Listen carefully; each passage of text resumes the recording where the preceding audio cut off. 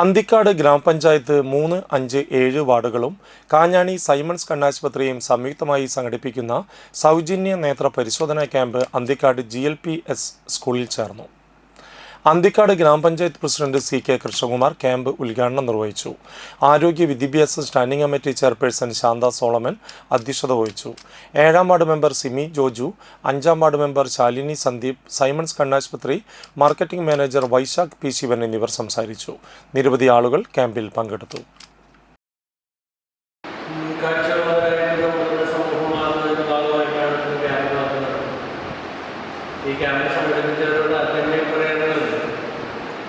അന്തിക്കാട് പഞ്ചായത്തിൽ 3 വാർഡുകളല്ല ഉള്ളത്.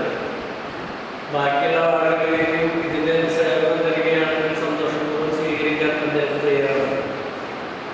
കണ്ണുള്ളപ്പോഴേ കാഴ്ചയുടെ വിലയേറിയൂ എന്ന് പഴമക്കാർ പറഞ്ഞിട്ടുള്ളത്. ആ കാഴ്ച പരിമിതപ്പെട്ടു പോകുമ്പോൾ നമുക്കുണ്ടാകുന്ന ബുദ്ധിമുട്ട് മനസ്സിലാക്കുന്നു.